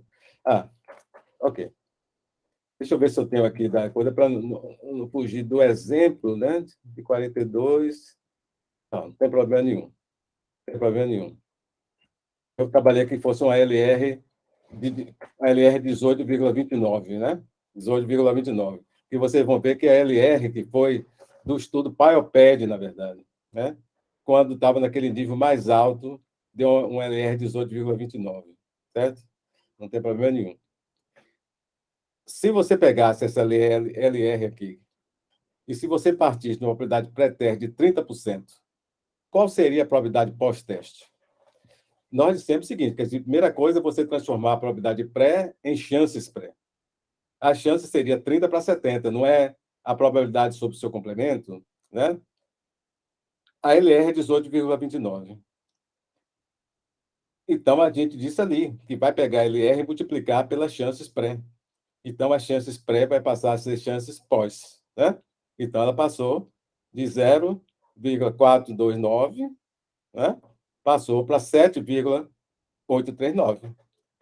Eu pego isso aqui e transformo as chances em probabilidade, né? Que vai ser chances para 1 mais chances. Então, eu passo de 30% para quase 90% de probabilidade. Tá certo? Muito bem.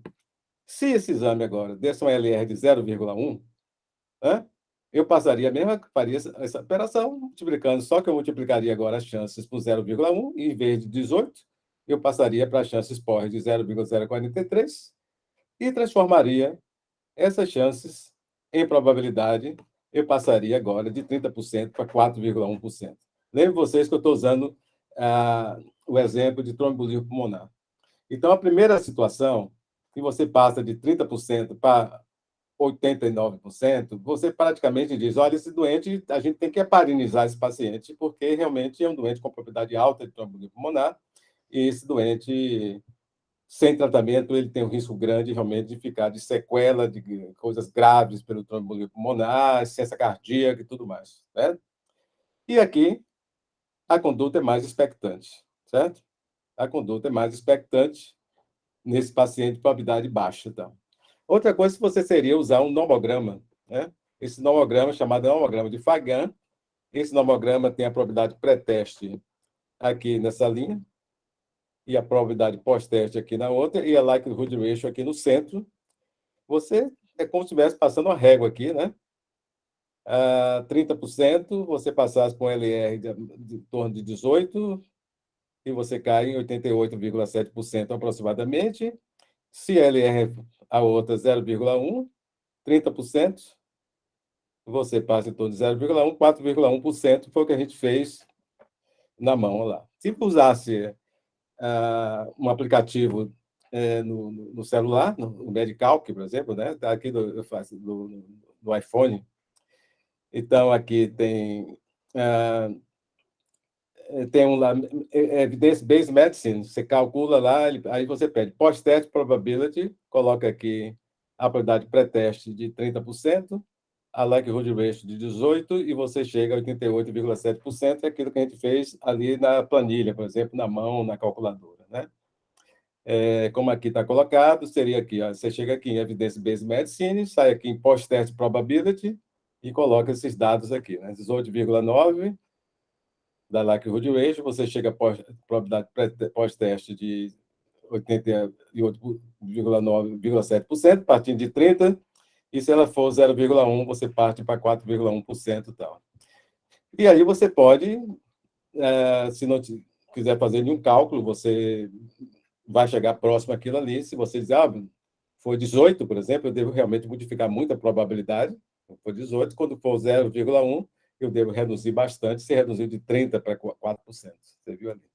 Bom, veja só que a gente está falando muito aqui de testes, né, e falando de avaliar testes como se fosse laboratório e tal, dosagens como se fosse proteína e tal, mas essas LRs, as likelihood ratio, sensibilidade e especificidade, são calculadas também para dados de exame clínico, exame físico, por exemplo. Paciente com insuficiência cardíaca, né? Tem aqui mostrando, seria, por exemplo, um paciente que chega na emergência com dispneia, que pode ser insuficiência cardíaca, né? Se avaliou, por exemplo, vamos ver aqui, pegar aqui a terceira bulha, por exemplo. Terceira bulha tem uma LR positiva de 11, né?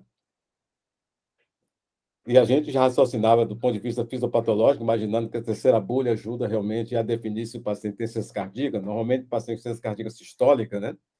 Uma LR negativa de 0,88, está muito próximo a 1. E a gente raciocina isso há muito tempo, né? Que a LR, a ausência de LR, não faz insuficiência cardíaca, mas a presença fala muito a favor. O balanço entre a sensibilidade e a especificidade. Então, repare aqui, esse é um exame aqui de pacientes com anemia, diagnóstico diferencial de anemia ferropriva. Se eu faço diferente ponto de corte da ferritina, se eu corto em 25, se eu corto em 45, se eu corto em 100, eu tenho diferente sensibilidade e especificidade.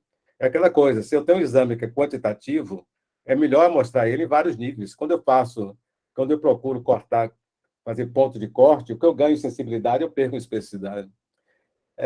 Você utiliza o Receiver Operate Characteristic Curve, que é a curva ROC, mas ela me dá, de qualquer forma, ela calcula uma área, então ela me diz realmente se é uma área boa, fora desse centro, mas ele me dá um ponto, que é o ponto melhor. De qualquer forma, ele está colocando o teste em 2 níveis, né?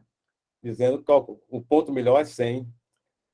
Quando você tem um teste em vários níveis, aí eu vou pegar novamente aquela questão lá do PyOPad, que, né, foi reconstruída aquela tabela que foi mostrada lá, colocando aqueles 150 indivíduos que evoluíram em um ano, né, sem episódio de trombolismo, por isso que veio aquele 18,3%, né? Você vê que esse slide viria antes daqueles cálculos que eu fiz, né? Então, você teve aqui no nível alto de probabilidade, que foi LR de 18,3. Aqui, quando a acinografia de perfusão ela é normal ou quase normal, 0,1. Né? Então, aqui está nesse nível, tende a aumentar bastante. Você viu que passou de 30% para quase 90%. Aqui passou 0,1 e passou de 30% de probabilidade pré-teste para em torno de 4%. Um exame como a ferritina sérica, que é para, olha, estoque de ferro, e entraria um diagnóstico de anemia ferropriva, como ele se torna mais informativo quando a gente coloca em vários níveis, em vez de procurar um ponto de corte, por exemplo, né? E aí, como é que a gente calcula as likelihood ratio? Você vai calcular, você não vai falar mais likelihood ratio positiva e negativa, você vai calcular para cada nível. Menor do que 15, como é que a gente calculou? Essa casa aqui, 474, dividido pelo total, 809, deu essa proporção. Nesse nível aqui, 20, no lado não, né? Pelo padrão ouro, não tem anemia ferropriva. 20 dividido por 1.670, você vai calcular as LRs pela divisão dessas duas proporções. E aqui, nessa menos do que 95, 48 por 809, dividido por 1.332 por 1.770, você vai calcular as LR aqui. Você vai fazer isso para cada casa dessa forma, né? Cada linha, cada casa, em cada linha, dividido pelo total nessa coluna, e o mesmo para a outra coluna, e divide as duas proporções. Aí vocês têm as LR, né? Nesse nível aqui, um LR quase 52, vocês estão imaginando um indivíduo nesse nível aqui que está anêmico, muito provavelmente ele tem anemia ferropriva, tudo indica, né? E aqui, nesse nível, você se sente seguro para procurar outras causas de anemia, porque fica menos provável que seja anemia ferropriva e tal. E aqui estão as LR dos vários níveis, né? Se você quisesse aqui sair da propriedade pré-teste 30%, né? Na dependência Que nível você está? Aqui, nesse nível aqui, de menos do que 15, você passaria de 30% para quase 96%, quase afirmar que o indivíduo tem anemia ferropriva, praticamente, né? E se fosse aqui nesse nível, uma LR de 0,08, você passaria a quase a abandonar essa possibilidade e pensar em outras causas de anemia, que a probabilidade pós-teste é muito baixa, né? Aqui a gente podia fazer o seguinte: vocês têm os intervalos de confiança de 95%, que é importante você ter, porque isso é amostra, né? Então pode ter variação amostral, precisão de estimativa. Você poderia, por exemplo, dizer assim: olha, se eu for pessimista aqui e olhar essa extremidade aqui, que é 33 de likelihood ratio, né? Você vê que, mesmo você olhando esse ponto aqui, ainda você tem uma boa capacidade discriminatória de passar de 30% para 94%, quase 94%. Né? E se você fizer isso na calculadora do celular, no aplicativo, você obteria os mesmos resultados que a gente obteve ali fazendo isso na planilha ou com a calculadora. Bom, vou colocar agora aqui com conclusões e partir para ouvir vocês, o debate. Raciocínio clínico diagnóstico é baseado principalmente em dados de história clínica e exames físicos dos pacientes.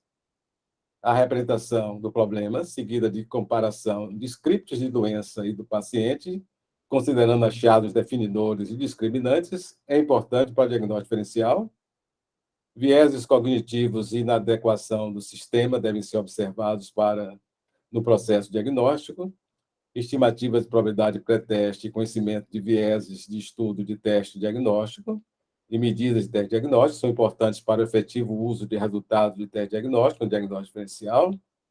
E, finalmente, likelihood ratios podem ser determinadas em estudos com testes diagnósticos dicotômicos e em vários níveis, que representam um passo adiante em relação à sensibilidade e à especificidade.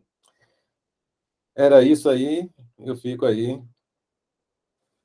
à vontade, aí você sinta à vontade para comentários.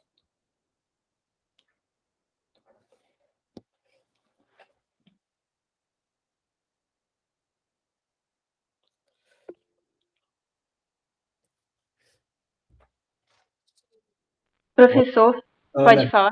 pode falar. Primeiro eu queria parabenizar a professora, eu achei muito boa a apresentação. E eu acho que dá uma base pra gente que a gente nunca viu na faculdade assim. Isso, o que me chama muita atenção foi a questão também da análise do prontuário e a construção do raciocínio clínico, que foi algo que sistematizou tudo que a gente aprende durante o curso, mas que não é dito objetivamente. Então, eu achei muito interessante essa abordagem. Só que eu fiquei com uma dúvida também que o senhor falou em relação à importância que o prontuário tem. E às vezes na nossa prática, quando a gente está enquanto estudante, acompanhando o médico ou indo nos serviços, os prontuários são muito incompletos. E faltam muitos dados em relação aos pacientes. Como é que a gente poderia se portar diante dessa situação assim? Olha, deixa eu lhe colocar isso aí. Você já viu que eu conversei sobre a experiência com o prontuário, né, e nós tivemos. Isso foi apresentado para mim na década de 70. A professora Eliane conhece essas pessoas aí que eu comentei, que estavam no hospital. O nome dela é a professora Fabiola, de professora Eliane, eu acho que era da diretoria, foi uma das pessoas que apresentou, e depois o professor Carlos Marcílio foi quem que tem um manual. E você teve. O professor Tomás, durante o tempo, também usou isso lá na enfermaria dele. O professor Justo Feitosa usa, acredito, até hoje, lá no Santa Isabel. Né? Eu fui do Santa Isabel, trabalhei com ele também. E eu uso desde o tempo de estudante, na verdade. E todos os serviços que eu chefiei, esse foi o modelo de prontuário, e esse é o meu modelo de prontuário até hoje. Hoje ele é ensinado em todas as clínicas médicas. Eu dei 6 aulas esse semestre sobre prontuário orientado para problema. Porque você vai perguntar por que 6 aulas? Porque eram três disciplinas de clínica médica e as aulas foram divididas por causa da pandemia. Você tinha que dar uma aula de 8 às 10 e outra de 10 às 12, 7 da aula. Né? Você imagina como eu terminava no final da manhã dando, dando aula, né? Então, a gente ensina. O ponto que você vai perguntar é se os professores aplicam. Essa é outra pergunta, outra coisa, né? Eu acho ele insubstituível, né? Em termos de raciocinar clinicamente, em termos da enfermaria. Se eu entro na enfermaria, esse é o modelo de prontuário, certo? Porque eu acho que realmente você conversar sobre um prontuário que é organizado, que você não dá chute para o alto, você define realmente as coisas que são, tem certeza e são relevantes, certo? Você não vai colocar numa lista de problemas qualquer coisa, mas as coisas que são relevantes, que lhe ajudam a dar encaminhamento para o diagnóstico, que lhe deixa atento à abordagem de tratamento, à monitorização do tratamento, isso que constitui esse problema. Agora, os problemas eles mudam de nome quando você tem certeza.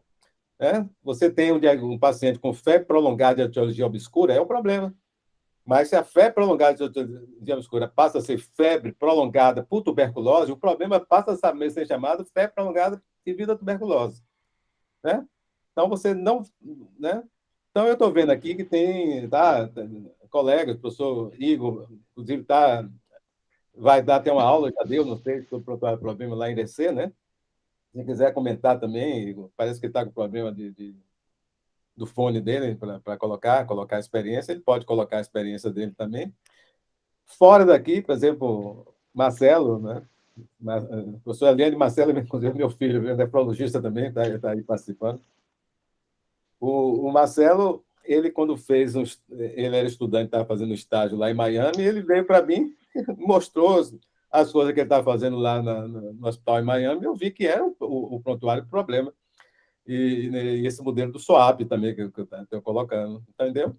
Então, não tem por que a gente não dizer que o hospital não usa. Né? Não, o hospital tem tudo, o estudante aprende.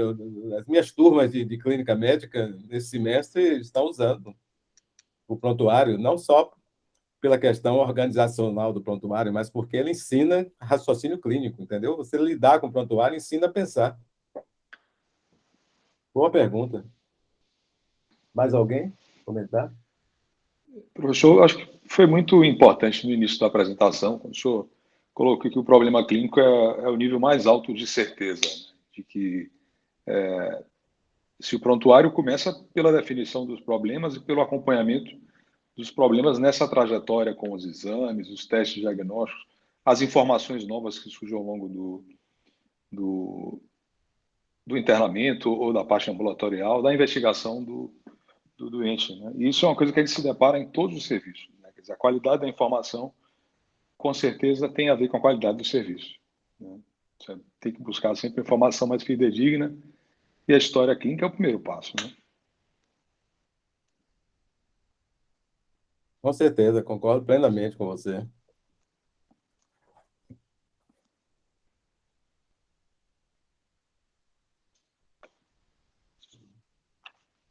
Outros comentários, pessoal?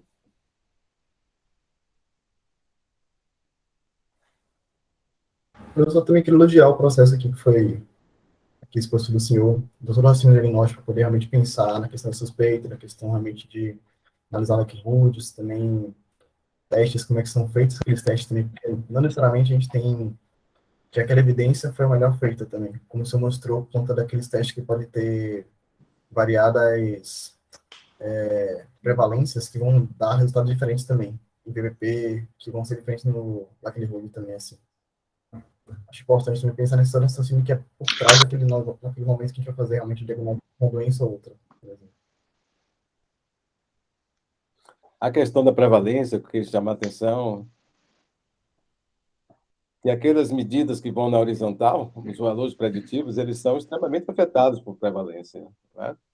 Então, ele não é a qualidade de um teste especificamente, entendeu? Porque ele é uma situação, quer dizer, obviamente você depende de que teste você está lidando, mas a prevalência, como ela é extremamente afetada ela afeta essa medida, você tem que pegar as medidas estáveis, você tem que pegar as LR, porque se você disser assim, bom, O estudo tem uma prevalência de 80%, mas você tem um paciente que você pensa na probabilidade pré-teste de 30%. Né? Então, como é que você transforma isso? Se o teste for positivo, a sua probabilidade pós-teste passa para quanto? Entendeu? Então, as medidas, por exemplo, de sensibilidade e especificidade, você faz sensibilidade e especificidade? Ótimo. Eu apenas disse que as LR estão acima da sensibilidade e especificidade, porque você não precisa da sensibilidade, conhecer qual é a sensibilidade e especificidade quando você tem a LR, tá certo? Quando você tem a LR, né? Eu sempre faço a seguinte pergunta para meus estudantes, né? E os estudantes aqui são convidados para me responder aqui. Então, essa pergunta é para a Ana e para Jackson e outros estudantes que tiverem, né? Para ver se você realmente se convence dessa coisa. Porque vocês dizem assim, não, o estudo tem uma boa sensibilidade, o teste tem uma boa sensibilidade, 80%, tá bom? 80%. A sensibilidade é muito boa. De ver assim, a sensibilidade é muito boa, 80%. Eu vou perguntar para vocês o seguinte: se a especificidade for de 20%, qual é o valor desse teste? Serve para quê? Não serve para nada no final. 20%, sensibilidade 20%, especificidade de. Perdão, sensibilidade de 80%. Aí dizem, tem uma sensibilidade muito boa. Um teste altamente sensível. E a especificidade é de 20%. Vocês, estudantes, eu lhe pergunto, esse teste ajuda em quê no diagnóstico clínico? Se eu não me engano, não serve para nada depois, assim, o teste, porque o resultado vai ser basicamente nulo. Tanto você não conseguiria negar que aquele paciente tem a doença, quanto ele não conseguiria aceitar que ele tenha a doença ou não. Certo. Como é que você Porque chegou a essa conclusão? eu não estou lembrando o cálculo agora, corretamente, mas sei que a complementaridade entre o valor de sensibilidade e especificidade dá um valor que, o likelihood, vai ser igual a 1. Que vai considerar Ah, que não tem diferença. então, tudo bem. A LR positiva vai ser quanto? 80, que é a sensibilidade, dividido pelo seu complemento, né? Isso. A especificidade foi 20%. O complemento da especificidade foi quanto? 80. 80 por 80 dá 1. Então, positivo, LR positivo igual a 1. A negativa, você já disse aí que é 1 também. Por quê? Porque o complemento da sensibilidade é 20%, porque a sensibilidade é 80%. E a especificidade é 20%. 20 por 20 igual a 1. Então, ela não serve para nada. Então, não adianta simplesmente você dizer que a sensibilidade foi tão alta e tal. Se você somar, você quer uma dica, some a sensibilidade com especificidade. Se for próximo a 100, não vai mudar muita coisa, não. Não precisa ser 80 e 20, não. Entendeu? Pode ser 80 e 30. Se for, você vai, né, você vai calcular a ILR positiva e negativa, você vai ver que realmente é muito próxima a 1, tanto a positiva e a negativa. Então, não vai ajudar. Por que não se começa? Faça a seguinte pergunta para seus colegas, certo? Por que a gente não começa a falar mais em LR no nosso dia a dia, na prática da enfermaria, no ambulatório, etc. e tal, trazendo o que você vê lá no UpToDate e falar menos em sensibilidade e especificidade, certo? Por que a gente não fala assim em LR? Vamos começar a falar e vamos começar a falar menos em valores preditivos e vamos falar mais de LR, né? Vamos trazer isso no nosso raciocínio clínico, vai ajudar bastante. Aí você vai ver, você pode usar LR de teste diagnóstico, você pode usar LR de dados clínicos. Por exemplo, você pega lá, você vai literatura, o paciente tem ascite, certo? O paciente tem ascite. Aí você tem os sinais clássicos de ascite, né? O sinal do piparote, maciez móvel, semiciclo de Skoda. Você sabe as LRs? Não sei, Veja a não. literatura. Então, você vai ver as LR desses dados também, vai lhe ajudar a pensar, certo? Você vai ver que todos eles têm LR em torno de 6, 4, positiva e tal, e as negativas muito próximas a 1. Aí você, não, então eles não são tão bons. Mas repare, você não raciocina só com dados, você raciocina com conjunto de dados, certo? Se o paciente está lá com o abdômen lá em batráquio, né? Entendeu? E você sabe que todos esses testes, todos esses 3 dados aí são positivos, muito provavelmente ele tem ascite. Na hora que você for funcionar o líquido para fazer exame, provavelmente vem líquido, entendeu? E se você souber, aí você pode até ir adiante. Se você souber que ele tem hipertensão portal, ele deve ter uma ascite até por transudato mesmo, né? Muito provavelmente, né? Por transudato. Se ele tiver febre com dor ele pode ter uma peritonitis espontânea, aí você está pensando que ele pode ter um exudato, né? Porque ele vai ter realmente infecção. Mas os dados vão lhe ajudar, mas nenhum LR é tão alta a positiva, nenhum é negativo. Mas se você tem todas elas presentes, isso já realmente aumenta as LRs, né? Vai aumentar as LR positivas e as negativas vão reduzir, então isso vai lhe ajudar, entendeu? Bom, se não tiver, Professor, sabe, sim. diga, Carlos. Confirmando também, a likelihood, o LR, né? Ele é multiplicado, né? Repare só, as LRs você pode multiplicar e aumentar. Sim. Depois você quer comentar, Sobral? Deixa eu responder aqui. As LRs. Ele saiu, ele fez um comentário isso aí. As LRs você pode multiplicar, mas repare só. Você não vai ter o valor exatamente da multiplicação. Por exemplo, você pegar uma LR de 4 e a outra de 3, né? Você não vai ter exatamente o valor, você não pode raciocinar exatamente com esse valor, porque se você pega uma LR de um distúrbio que tem a mesma fisiopatologia, eles estão imbricados, entendeu? Então, eles dizem coisas que o outro diz também, entendeu? Então, não é simplesmente você pegar, multiplicar 4 vezes 3, entendeu? Você tem que ter a seguinte ideia, não é 4 nem é 3, é algo acima de 4 e 3, não é? Então, você já passa por alguma coisa, né? Quanto é realmente, a gente não é exatamente isso, mas bote aí na cabeça que pode ser 8, pode ser 10, é melhor do que 6, é melhor do que 4, entendeu? Entendeu essa coisa? Se você tiver agora dois dados com fisiopatologias diferentes, né? Ele segue caminhos diferentes fisiopatológicos, talvez aí você possa realmente pegar ele e realmente multiplicar, porque eles não pertencem ao mesmo caminho patogenético, entendeu? Entendi. Obrigado. É. Muito bem. Estou satisfeito, viu? Eu Gostei aí da gostaria de apresentação. agradecer a oportunidade, eu acho que é muito interessante, muito avanço na aplicação estatística do raciocínio clínico. E eu teria uma pergunta para você, Antônio Alberto. Claro. Nos anos que eu vivi na Universidade do Havaí, convivi com muitos orientais. E foram 3 anos e meio fazendo doutorado lá. Os orientais diziam o seguinte, que nós, ocidentais, temos dificuldade de entender o verdadeiro conceito de probabilidades. Certo.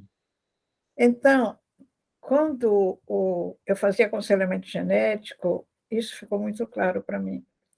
A gente dizia para a família que a probabilidade do próximo filho era, digamos, no caso de anemia falciforme, de 25%. A família tinha tido um e a gente jogava moeda e a gente fazia a probabilidade 1 de 4. E quando eu terminei, e insistindo que probabilidade não tem memória. Esse era o ponto-chave do raciocínio, do entendimento, que probabilidades não têm memória. Então, quando eu explicava bastante, aí os pais diziam assim, sim, doutora, então nasceu um afetado agora. Os 3 próximos serão normais? Então, percebeu? Então, não havia uma absorção completa do que era a questão de probabilidade. Com a pandemia, eu percebi um pouco disso no percentual referente às vacinas, ou também no percentual, quando lê em bula, de efeitos colaterais. Umas vezes ficou muito claro para mim de que na cabeça da pessoa estava o seguinte, que se o efeito era, a probabilidade de um efeito colateral era de 60%, ou uma coisa assim, bem baixa, mais 1 em 1.000, era como se a pessoa tivesse que ter aquela reação, porém naquele nível, e não que fosse uma questão populacional, de que dentre 1.000, um tanto tivesse. Então, o que eu queria saber é o seguinte, claro que isso não se aplica para os estudantes de medicina, nem para professores de medicina. Eu estou me referindo àquela população com quem nós vamos dialogar lá fora, que sempre nós usamos o termo de probabilidade. A minha pergunta é a seguinte, atualmente, você tem a leitura de que as pessoas com quem vocês dialogam, na verdade, estão absorvendo corretamente o conceito de probabilidade? Tipo, os pacientes e os familiares dos pacientes, né? Professor Liliane, é o seguinte, a gente conversa em termos médicos entre nós, profissionais de saúde, e entre os estudantes também, né? Mas a linguagem que a gente usa para os pacientes, eu acho que é uma linguagem diferente. Obviamente, dependendo também do quem é o paciente e tal, né? Eu acho que o letramento, o conhecimento de muitas pessoas em termos de saúde hoje é muito maior do que era no passado. Eu acho que tem pacientes realmente assim que a gente conversa de diagnóstico e o entendimento deles de processo diagnóstico é muito interessante, quer dizer, né? Mas não é a população de modo geral, mas eu acho que existe uma fração de pessoas que conversa com o médico que a gente pode ter mais, digamos assim, próximo à conversa que a gente faz com os profissionais de saúde. Agora, de modo geral, não. De modo geral, a gente tem que usar uma linguagem de, olha, você pode ter, coisa assim, mas não exatamente em termos de probabilidade, e que até entre nós mesmos, a gente sabe que, como você disse, probabilidade não tem memória, né? Não significa que, né? E às vezes a gente se engana com isso, nós médicos, porque a gente vê dois doentes que a gente viu na semana passada, né? Aí vê um outro, a gente acha que é a mesma doença, né? E na verdade é outra coisa, aquela coisa né, do que a gente tem mais próximo da memória, a gente realmente acha que o próximo vai ser assim também, isso e tal. Também, até a gente mesmo se engana com isso. Mas eu concordo, acho que com as pessoas, de modo geral, a gente não já tem uma outra forma de falar, né? Acho que tem uma linguagem que a gente tem que usar entre nós, nas aulas, conversando na Ave Maria e tal, e outra falando com o paciente, né? Para que ele entenda o que a gente está falando. Parabéns, parabéns, gostei muito. Me fez lembrar muito das matemáticas do passado, das aplicações estatísticas. Eu acho que esse grupo de alunos que ele acompanha é privilegiado, porque realmente estão aprendendo uma medicina de fronteira, com a aplicação de cálculos estatísticos para a medicina, que, como eu disse, isso chegou muito tarde. A física aplicou muito a matemática e a estatística, os seus conhecimentos muito cedo, por isso o desenvolvimento na física é fantástico. Já se fala em astrofísica, em astrobiologia. Nós, da área de biologia, área médica, etc., começamos tardiamente a puxar a matemática para interpretar os fenômenos biológicos. Mas eu acho que o caminho é esse mesmo. Muito obrigada, gostei muito, parabéns. Parabéns a você e aos alunos que estão aí. Eu que agradeço. Muito bem. Bom, pessoal, boa noite para vocês. Está gravado aí, depois eu passo o vídeo aí para todos. Muito obrigada, professor. Boa noite, gente. Boa noite, professor. Muito obrigado também. Obrigado também pelos convidados que participaram aqui hoje, professora Liane, Luciano também, Marcelo, os demais também, Marcelo, Maurício também participou. Obrigado, professor, e boa noite.